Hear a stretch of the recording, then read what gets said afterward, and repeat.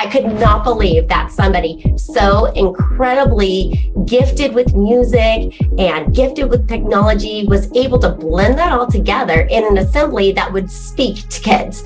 And so it seemed like it was such the perfect combination of introducing them to music in a way that really spoke to them and was interesting to them, had the connection to Hollywood, which made it super relevant, but was also really full of a lot of great learning. He really goes over the different types of instruments that can be used, the different technologies that he uses, how it incorporates math and learning and opportunities to take those skills and build them into future careers. And all of that made it such an incredible presentation. And our students really loved it. They thought Brent was so cool.